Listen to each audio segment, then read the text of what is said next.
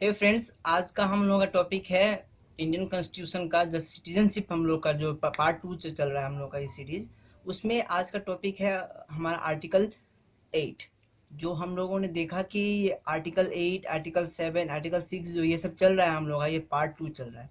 और Indian constitution का part 2 किस चीज़ पे डिपेंड है और किस चीज़ पे डील करता है? ये डील करता है सिटीजनशिप में। ठीक है, तो हम लोग देखे हैं कि आर्टिकल 5 में बताता है कि जो भी लोग इंडिया और डोमिनियन ऑफ इंडिया में जन्म लेता है वो भारत के नागरिक हो जाते हैं। हम लोग 6 में देखे अलग चीज़, 7 में देखे अलग चीज़।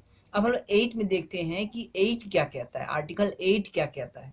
तो आर्टिकल 8 ये कहता है कि till the time of the commencement of the constitution, जो कॉन्स्टिट्यूशन के कमेंसमेंट जो लागू होने के समय तक जो भी व्यक्ति अब्रोड में रहता है, ठीक है, कोई भी व्यक्ति अब्रोड में रहता है इंडिया, यहाँ पे लिखिए, यहाँ पे इंडिया और पाकिस्तान की बात नहीं हो रही है कि जो इंडिया में है तो इंडियन हुआ या फिर पाकिस्तान हुआ तो फिर इंडियन, ये बात नहीं हो रही है।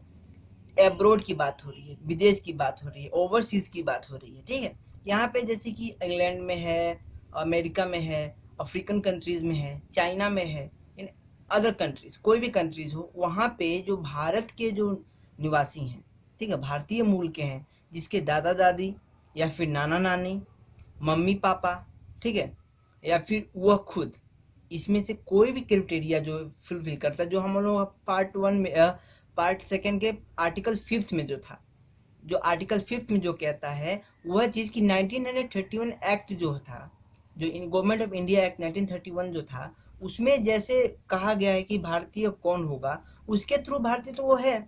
लेकिन अगर वो इंडियन कॉन्स्टिट्यूशन में और इंडियन सिटीजनशिप चाहता है, ठीक है, तो वो उसको क्या करना पड़ेगा, वहाँ के जो क्या बोलते हैं डिप्लोमेट्स के पास जाकर के, डिप्लोमेसी जो होती है हर जगह अलग अलग डिप्लोमेट्स होते हैं, तो वहाँ पर जाकर के डिप्लोमेसी में और वहाँ के देश में जो जहाँ पर रिप्रेजेंटेशन होता है भारत का, वहाँ पर जाकर के वो रजिस्ट्रेशन फॉर्म करके, रजिस्ट्रेशन जो फिल करके जमा कर देगा, उसके बाद से वो क्या हो जाएगा, भारत का नागरिक हो जाएगा। ठीक है, यहाँ पे उसको भारत में आने का कोई ज़रूरत नहीं है कि भारत में आकर ही करे।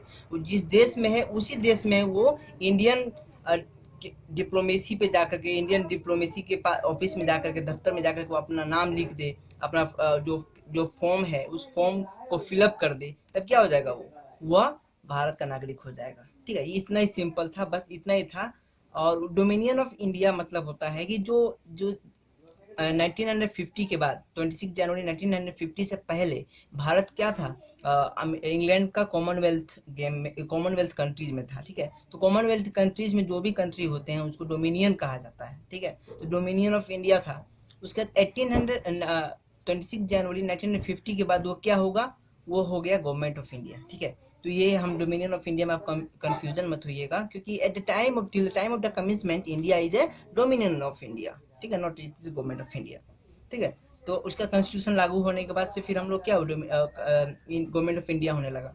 ठीक है, तो यही हमारा आर्टिकल 8 कहता है। आर्टिकल 8 ये कहता है इंडियन कॉन्स्टिट्यूशन का कि कोई भी व्यक्ति विदेश में रहता है, भारतीय मूल का कोई भी व्यक्ति विदेश में रहता है और वह भारतीय नागरिकता को प्राप्त कैसे करेगा, तो उसको प्राप्त करने के लिए वहाँ पे जो डिप्लोमेसी है, जो डिप्लोमेसी ऑफिस है, वहाँ पे जाकर के अपना फॉर्म फिलअप कर दे और उससे वो क्या हो जाएगा, भारत का नागरिक हो जाएगा। बहुत सिंपल था आर्टिकल 8। हम लोग ऐसे ही एक एक वीडियोस को देखे हैं, तो 5 से लेकर के 8 तक हम लोग देखेंगे ये सिटीजनशिप में कैसे कैसे डीलिंग करती है। ठीक है, हम लोग 9 देखेंगे अगले वीडियोस में, कि अगले वीडियो में 9 में भी ये पता चलेगा कि इंडियन कॉन्स्टिट्यूशन में क्या नहीं है। ठीक है, और क्या चीज़ नहीं देता है, तो उसको हम देखेंगे। तब तक के लिए आप वीडियोस देखें, दोबारा देखें और हमारे साथ जुड़े रहें। और धन्यवाद। जय हिंद, जय भारत।